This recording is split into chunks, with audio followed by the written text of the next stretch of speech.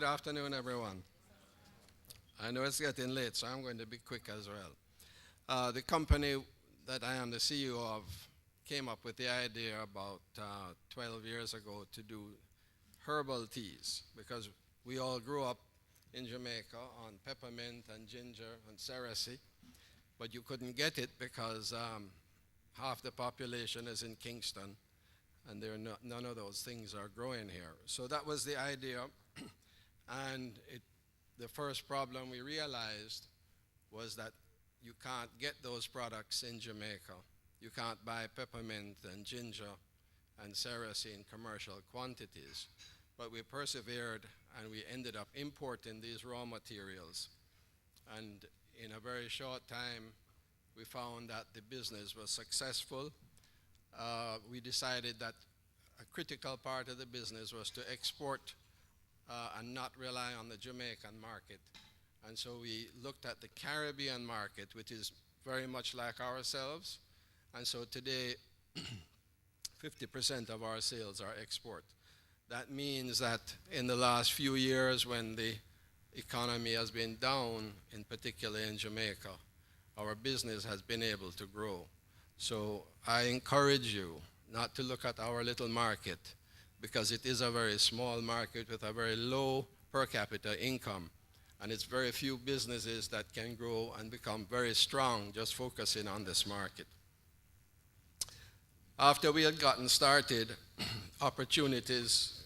an opportunity came up for us to expand dramatically. And I looked at going to the bank, the typical commercial bank, and I found in 2009 and 2010 that they weren't very interested in lending to us. And I found that the terms on which they would have lent to us meant that it would jeopardize our viability if that business did not do as well. And I think that when the junior market became available, we jumped at that because we saw the opportunity to reduce our reliance on commercial banks. I'm sad to say that is the case in Jamaica because commercial banks from the 80s and the 90s have grown up in a partnership with the government where they live on treasury bills, on high interest rate instruments, and do not look and never looked at how they would lend the business, which is what banks are supposed to be doing. Instead, they became soft and inefficient by relying on the government's paper. And so they became a partner with the government. And we, as individual businessmen, were not in that partnership. In fact, in the first debt exchange, we had some paper that was at 24%. We exchanged it for 12% paper. Then this government came back and said, come and we want this paper and we'll give you 7%. Yet the commercial banks haven't changed their interest rates since the NDX.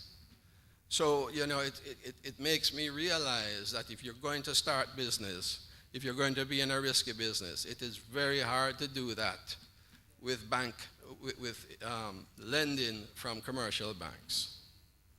And that is why I encourage you greatly to use the resources of the Junior Stock Exchange.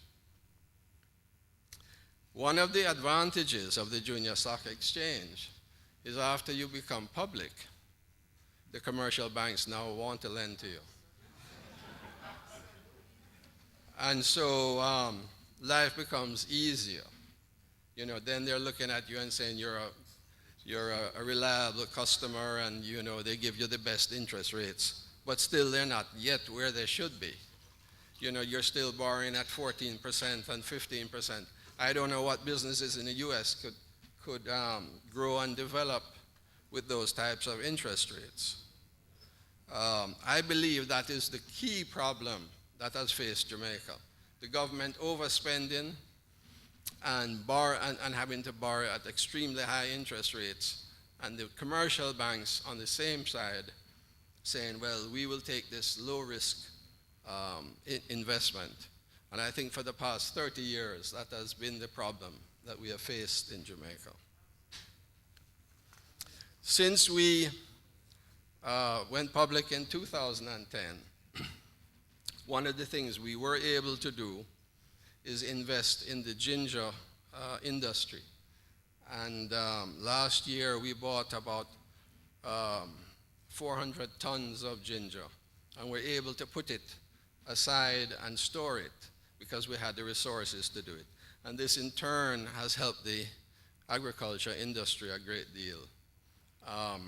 The other thing that we have done is we went and at the time when we went public, we had 25 employees. This year, I think we are close to 200 employees.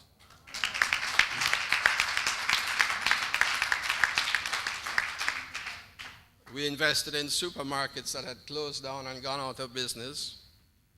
We just finished our first real estate project that was sold off in one weekend. 18 studio apartments were sold off in one weekend. And we have expanded our factory. We are also going to continue in the real estate business because even though the market is down, even though the economy is down, people do need certain price houses, and it is something we're going into.